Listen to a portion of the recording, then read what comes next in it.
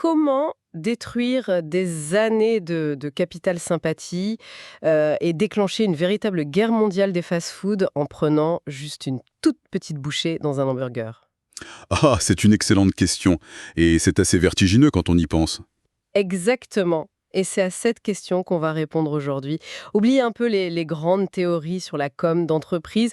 Pour notre plongée du jour, on s'appuie sur une enquête super fouillée publiée par Block News en avril 2026. Ouais, une enquête fascinante. Vraiment. Et le sujet de tout ça, c'est quoi? C'est juste 81 secondes de vidéo. 81 secondes, oui, c'est ça. 1 minute et 21 secondes, diffusée le 3 mars 2026. On y voit Chris Kempczynski, le PDG de McDonald's, qui essaie de manger le Big Arch. C'est leur tout nouveau burger géant. Et bon, disons-le tout de suite, c'est un naufrage absolu. Un naufrage qui a complètement redéfini les règles de la communication de crise, en fait. Ce qui est captivant avec ce rapport de Block News, c'est que ça ne documente pas juste un petit dérapage. Non, ça va bien plus loin. Exactement. Ça décortique comment ce bad buzz est devenu un cas d'école mondiale en un temps record. En analysant cette séquence, on comprend vraiment la mécanique de l'économie de l'attention d'aujourd'hui.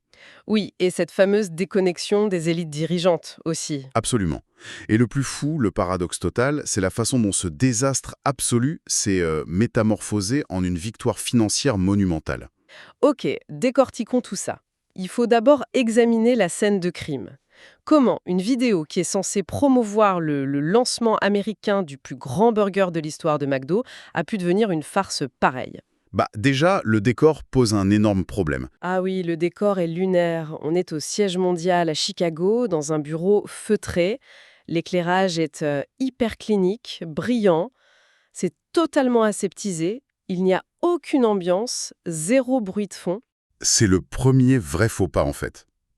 C'est une rupture totale du contrat de lecture avec le public. Visuellement parlant, c'est l'antithèse d'un fast-food. C'est froid. Grave. C'est le genre de décor qu'on utilise pour annoncer des fusions-acquisitions à Wall Street ou des vagues de licenciements. Pas du tout pour célébrer la nourriture, quoi. Alors attends, je me fais l'avocate du diable une seconde. C'est quand même le PDG d'une multinationale gigantesque. On s'attend pas non plus à le voir avec un tablier plein de graisse, accoudé à une friteuse, si on l'est. Non, bien sûr que non. Mais en 2026, l'esthétique, c'est ce qui dicte la crédibilité. Notre public est habitué à ce qu'on appelle la créateur culture. La culture de l'authenticité, quoi. Voilà, de l'authenticité brute, sans filtre. Les gens regardent des influenceurs tester des menus dans leur voiture, avec un son parfois médiocre, mais avec des réactions super authentiques. C'est clair.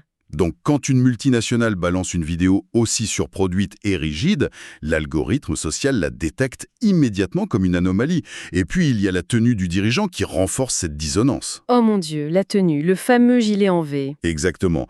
Un gilet en V gris perle d'une propreté immaculée. Comme l'a noté un journaliste du Wall Street Journal, il a l'air de sortir du quartier de Mister Rogers, tu sais, cette vieille émission pour enfants hyper polissée. Ah mais c'est exactement ça, les internautes ont même trouvé une formule magique pour ça. Ils ont dit que son aura, je cite, crie salade de choux frisés, kale salad. C'est très juste. Il transpire la diététique bourgeoise, pas du tout le plaisir coupable d'un bon gros burger. Mais c'est exactement l'image que j'avais en lisant nos sources. C'est comme observer un extraterrestre qui vient de débarquer, qui enfile un costume d'humain et qui essaye de simuler le concept de s'alimenter. Et le décalage verbal empire tout, figurez-vous. Ah oui, le vocabulaire. Dès qu'il ouvre la bouche, il n'utilise jamais le mot burger, ni même le mot nourriture. Non, il dit quoi? Produit. Voilà.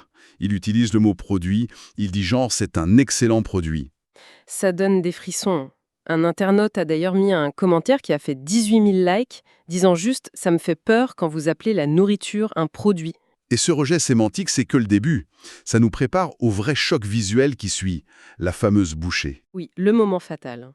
Alors, on rappelle, le Big Arc fait quand même 15 cm de large. Le PDG garde la caméra, très fier, et dit, je cite, « c'est une grosse bouchée pour un Big Arch ». Et là, Et là, c'est tragique. La caméra s'attarde sur le pain et les gens sur Internet ont littéralement calculé l'empreinte de ses dents. Vous savez combien? un quart de centimètre? 1/4 de centimètre. C'est une pichenette invisible. Il a effleuré le pain.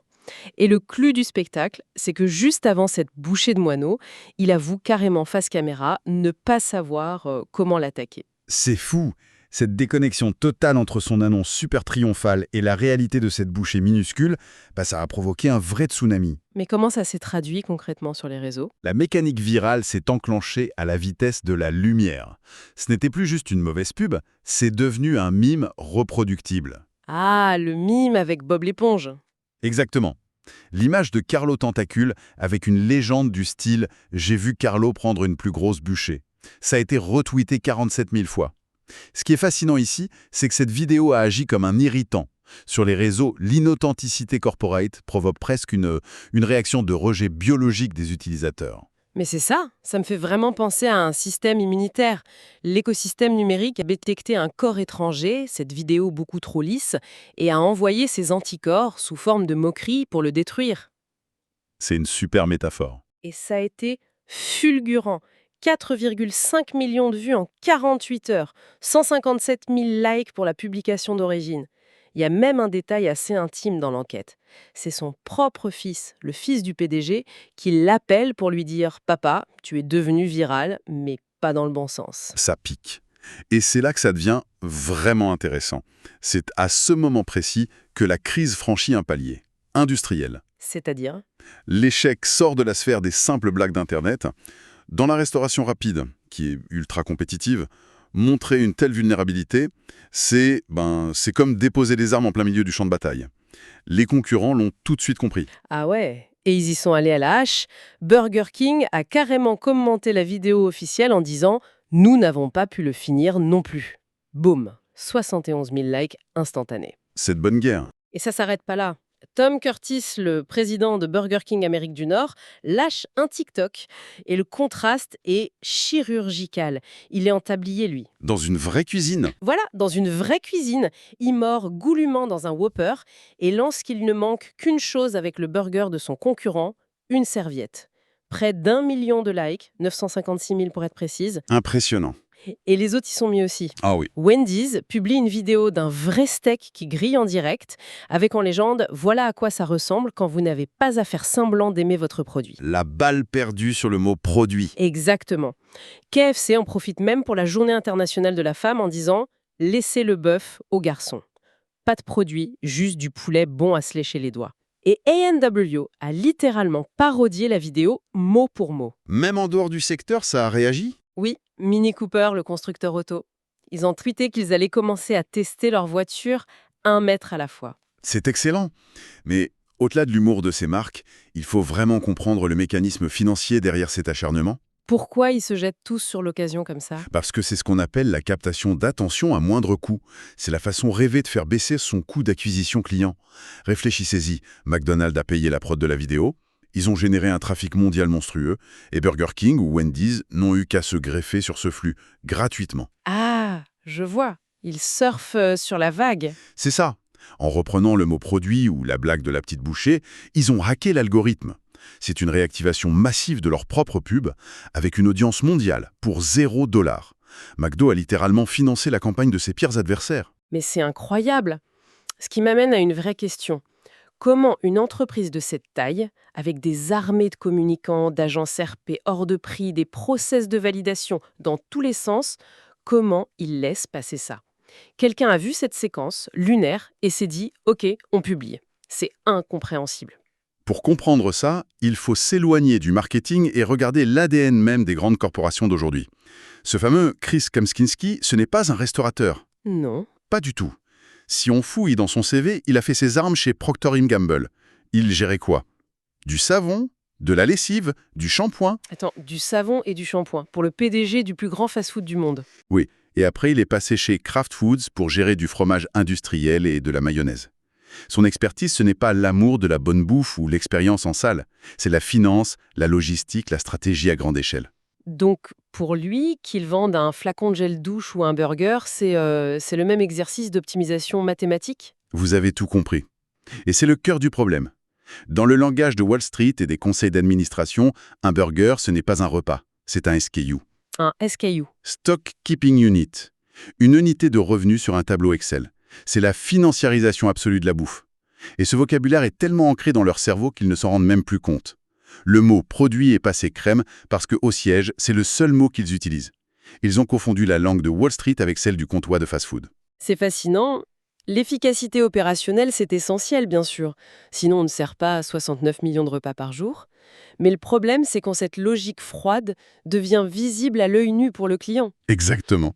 Et ça détruit toute la magie. D'ailleurs, les internautes ont une mémoire d'éléphant.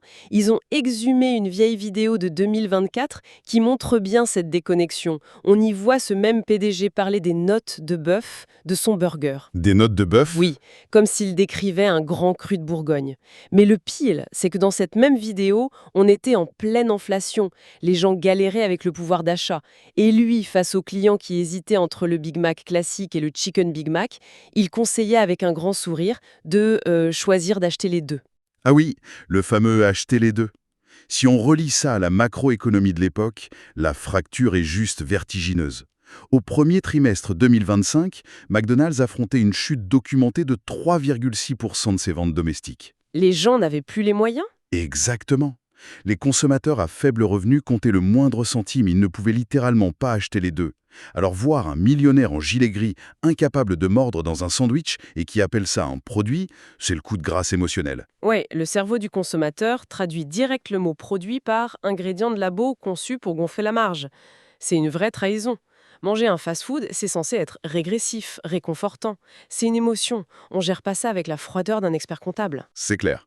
Et donc, face à un tel naufrage, avec des concurrents en roue libre et des clients qui se sentent méprisés, on s'attend logiquement à un effondrement financier. On aurait dû voir une chute en bourse, des têtes tombées au marketing ou même l'annulation du burger. Voilà le schéma classique.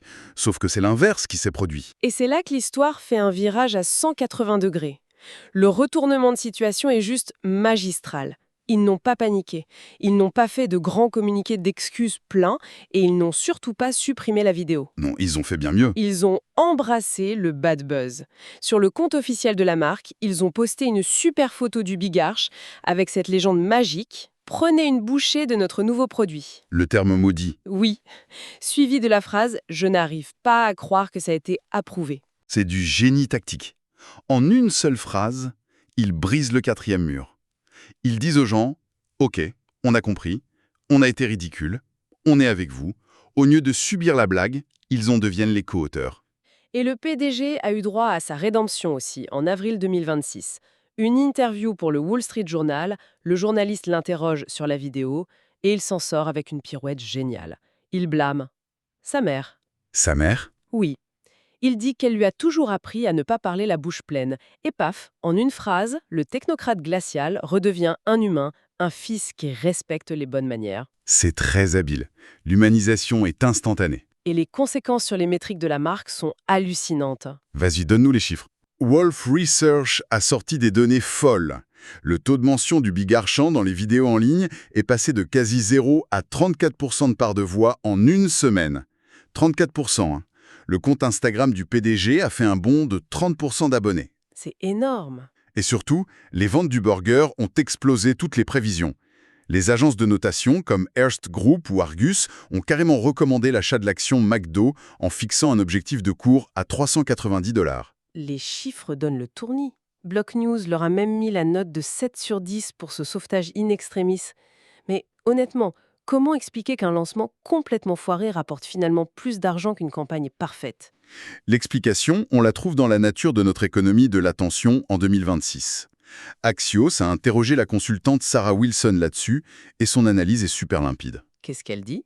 La viralité demande une omniprésence. Peu importe si l'attention de départ vient de la monte. Cette attention, c'est une matière première malléable. Ah, donc tant qu'on a les yeux rivés sur le... C'est ça. Si la marque arrive à reprendre le contrôle narratif, surtout via l'humour, elle transforme la honte en capital sympathie. Une campagne lisse, tout le monde l'aurait oublié. Ce désastre a monopolisé les écrans du monde entier. C'est le paradoxe ultime. S'ils avaient fait une vidéo parfaite avec une belle lumière, un PDG hyper à l'aise qui prend une énorme bouchée, ben, ça n'aurait intéressé personne. Absolument personne. Ça aurait juste été une pub de plus. Là, ils ont eu la semaine la plus médiatisée de leur histoire récente, un ancrage mondial pour leur burger et de manière organiquement gratuite.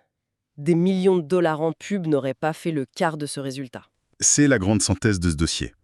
Ces 81 secondes ont failli détruire la crédibilité de la deuxième chaîne de fast-food au monde. Ça a révélé le gouffre entre le sommet de l'entreprise et la réalité de l'assiette. Le fameux produit. Voilà. Mais la leçon, c'est qu'en refusant le déni et en assumant l'autodérision, ils ont forgé une armure indestructible. Ça illustre vraiment une vérité de notre époque pour les gens qui nous écoutent. Aujourd'hui, la perfection, ce n'est plus une protection, c'est une cible peinte dans le dos.